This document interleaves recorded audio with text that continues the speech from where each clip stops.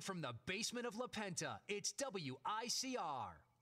Hello, everyone. Welcome back to the Sports Fall Jersey. Joe Archino back here. And not a sports segment today, but sometimes we delve into other topics. And today, one of those days with, of course, Batman versus Superman being one of those films that is significant enough to warrant its own segment. It happens sometimes. It happens with Star Wars. Normally, when it's Batman and when it's Star Wars, it kind of warrants a segment of its own, and I think in this case, this one certainly did, because a lot of the reviews were kind of all over the place. Some people really were disappointed by it. Some people did enjoy quite a bit. I'm in that later half. I did enjoy the movie quite a bit. Now, I'll kind of warn a little bit. There will be spoilers here, not huge ones, but there will be some spoilers here. So if you have not seen the movie yet, turn it off now and come back later when you have seen it. But it's one of those things where right off the bat, for me, when the build up to this movie was coming out, I was disappointed because from my standpoint, I loved Christian Bale as Batman. Some people didn't like the way that he portrayed Batman, especially with that voice, the way things changed, but I thought to play Batman, Batman's a difficult character to play. It's such an iconic figure, and there's such a mental component to him that as an actor is very difficult to really portray and to tap into, because Batman is a complex character.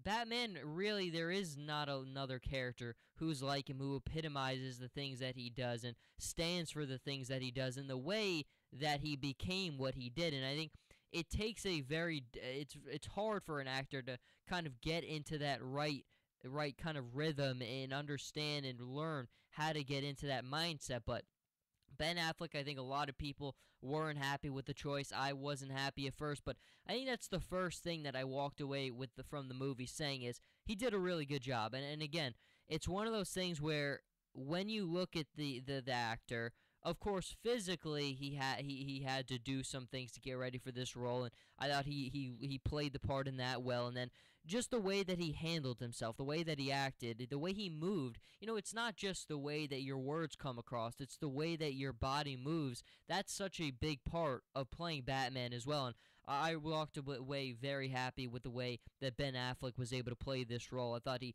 captured Batman very well. I think from the director's standpoint, when you look at it, it was kind of an interesting take, because you don't want to see people kind of tone down Batman at all. Batman is going to dish out harsh punishment, and I think you saw that very, very clearly with the way you see he brands criminals with the bat symbol. And in this movie, one of the big questions that my brother actually pointed out to me, and it's very true, is does Batman kill people in this movie? Now, of course, that's probably one of the things that makes Batman so iconic is his rule of not using guns and not killing people. But in this movie, if you watch, and I don't know if it was intentional, if we're just not supposed to read that much into it, but I don't think there's any question that Batman kills people. There's a scene at the end where Batman goes to rescue Superman's mother, and there's someone who's holding her at basically a gunpoint with a flamethrower.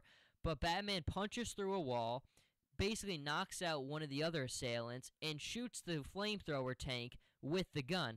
Now, that's going to do a lot more than leave a broken arm, obviously, because when you shoot a flamethrower tank, it's going to explode. That's science. That's how it works. So clearly, that was a killing standpoint. There was also a dream where Batman started shooting his guns, but that was also a dream, so you can't read too much into that one. But there's a car chase scene where Batman is chasing after Lex Luthor's men and his henchmen. They've got the kryptonite in their truck, and he blows up cars. So I think if you look into it logically, you'd have to say that Batman kills people in this one. But then again, maybe you're reading too much into it. I think from a logical standpoint, though, you can read into that and say, Batman killed people. And, that's kind of a puzzling one there, because it's one of the his calling cards. Batman does not kill people. So that was definitely something that really went through my mind the whole entire time. And again, my brother pointed that out to me before I even saw the movie, and it's something I was definitely looking at. But the biggest thing in this movie that I think had us all the most excited about is the title. It's Batman versus Superman. That was the thing that I went into this movie wanting. It's the reason that I bought my ticket, is I wanted to see Batman fighting Superman. And I wasn't left disappointed at all because I think that their fight was awesome at the end. I really looked at that fight, and you see the way that the two of them are kind of going back and forth, the way the events kind of sequence. That fight did not disappoint. It was terrific. Again, Batman's exosuit, the way that he implemented his strategy. There's a reason why he's the greatest detective, and you kind of saw that in that scene with the way he had everything laid out. Awesome final scene. But my brother, again, I'll point to him because he's the one who I look to for a lot of advice on this stuff. He said, I would have been happy if the movie had just been ended there. If it just kind of had focused on the Batman versus Superman dynamic, and then they didn't even really add any of the other stuff. And of course, the other stuff is Lex Luthor's plan, Doomsday. They kind of incorporate the beginning of what we're supposed to expect will be the next Justice League movie. Wonder Woman is in there. There are references to The Flash, to Aquaman. But that is an interesting question, is did the movie really need the Doomsday scene where Wonder Woman comes into play and then Batman and Wonder Woman and Superman all kind of team up? I think it's a good question, and I don't know if the movie needed it. I enjoyed it, but I don't know if the film actually needed it. And I think when you look at it, the title of the movie was Batman versus Superman. And for me personally, I would have enjoyed the movie, and I think even more if they just kind of made that the centerpiece, if it kind of was like that, because they had a great little rivalry going. You could feel the tension between Batman and between Superman, and I thought that all played out very well. But I enjoyed the film quite a bit. I walked in there with expectations, and they were certainly met. Some people did not feel the same way, but I think sometimes we're a little bit harsh on these films, and I certainly enjoyed it very much. And it just all comes down to the pacing of the film.